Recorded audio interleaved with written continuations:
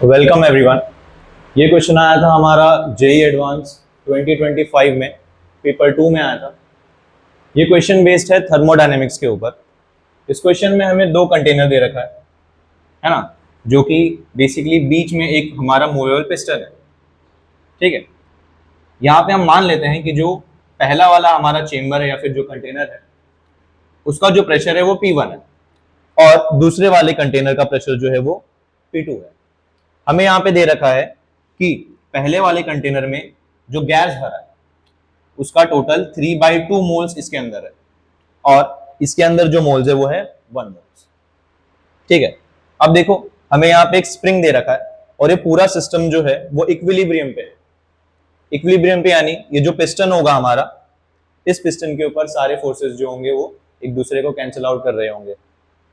ठीक है, हमें हमसे यहाँ पूछा क्या है, हमें ये पूछा है कि सेकंड वाले कंटेनर में है ना, जिसमें 1 मोल्स है गैस का, उसके अंदर प्रेशर कितना होगा। उसका प्रेशर का एक्सप्रेशन दे रखा है हमें, P = KL/A × अल्फा, जहां पे हमें ये अल्फा ही निकालना है। ठीक है, अब अगर मान लो हम यहाँ पे ध्यान से देखें तो हमें मेंशन किया है क्वेश्चन में कि ये जो पिस्टन है वो मूवेबल है और साथ ही साथ कंडक्टिंग भी है।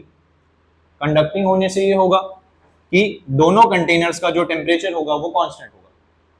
अगर हम इन दोनों गैसेस को आइडियल गैस मान के चले तो हम यहाँ पे लगा सकते हैं PV will be equal to nRT, है ना, आइडियल गैस इक्वेशन। तो जैसा कि तुम्हें फिगर में दिख रहा होगा कि वॉल्यूम दोनों के लिए सेम है, मतलब वॉल्यूम कांस्टेंट हो गया, और क्योंकि ये थर्मली कंडक्टिंग है तो इसके थर्मली कंडक्टिंग होने की वजह से टेम्परेचर भी जो होगा हमारा वो कांस्टेंट हो जाएगा। तो हमें यहाँ से दिखेगा कि जो प्रेशर है वो आपका डायरेक्टली प्रोपोर्शनल होगा नंबर ऑफ मोल्स के। तो इस इंफॉर्मेशन से हम यहाँ पे लिख सकते हैं कि प्रेशर 1 डिवाइड बाय प्रेशर 2 जो बनेगा that will be equal to क्या होगा, है ना, पहले वाले कंटेनर में जो नंबर ऑफ मोल्स है उसको N1 बोल देते हैं, डिवाइड बाय दूसरे वाले में जो मोल्स है उसको हम बोल देते हैं N2।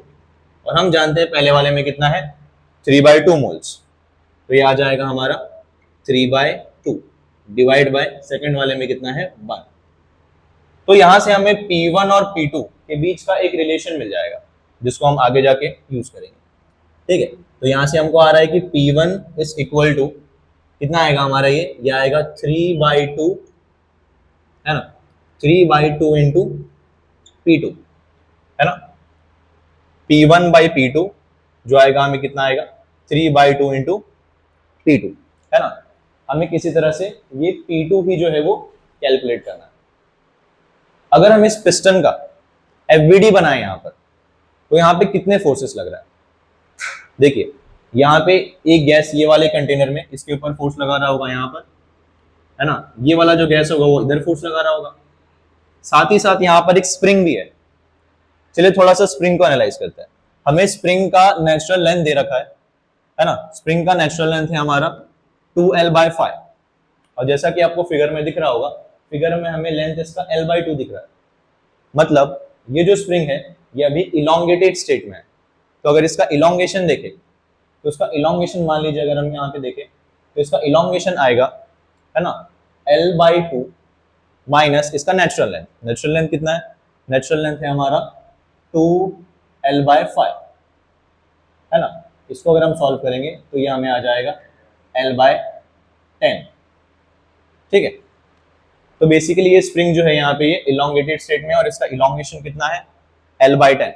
मतलब यहाँ पे अगर हम टोटल फोर्स बनाए इस पिस्टन के ऊपर तो इसके ऊपर टोटल कौन से फोर्स लग रहे होंगे। देखिए सबसे पहला ये वाले कंटेनर में जो गैस है ये इसके ऊपर फोर्स लगा रहा होगा कितना, इसमें प्रेशर कितना है P2 इंटू इसका क्रॉस सेक्शन एरिया A।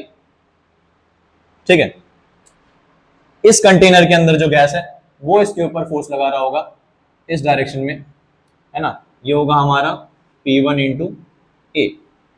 ठीक है, अब देखिए ये जो स्प्रिंग है ये इलोंगेटेड है ना, इलोंगेटेड होने की वजह से ये इस डायरेक्शन में फोर्स लगाएगा, है ना।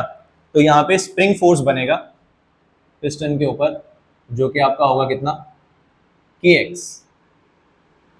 ठीक है, अगर हम यहाँ पे ये माने, मानेगा यहाँ पे दिया गया है कि जो तुम्हारा पिस्टन है वो इक्विलिब्रियम पे है, तो अगर मान लो इस पे सारे फोर्सेस हम बैलेंस करते हैं तो ये हमें आ जाएगा P1A is equal to KX plus P2 into ए।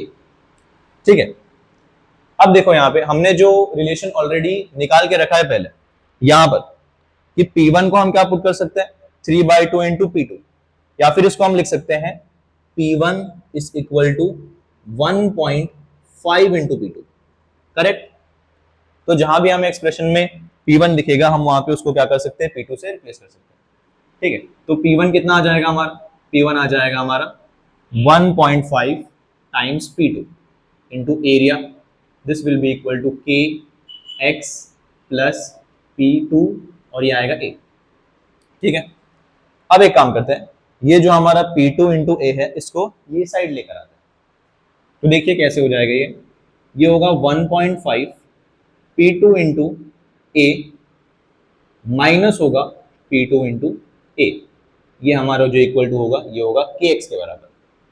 अब 1.5 माइनस 1 ये हमारा हो जाएगा हाफ, इसको हाफ लिख लेते हैं, हाफ P2 इंटू एरिया, ये बनेगा इक्वल टू KX के।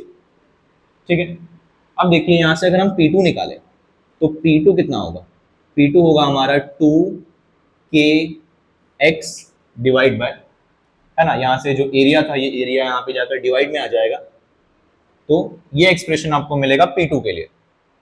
अब ये देखिए ये x क्या था, ये x हमारा इलोंगेशन, करेक्ट, स्प्रिंग में कितना इलोंगेशन है ऑलरेडी इक्विलिब्रियम कंडीशन पे, तो ये हमने निकाल के रखा है कितना है L/10, तो इसको हम यूज करते हैं, तो P2 आ जाएगा हमको, P2 will be equal to 2K/A, है ना, और ये आ जाएगा हमारा L/10। अगर हम इसको थोड़ा सा सॉल्व करें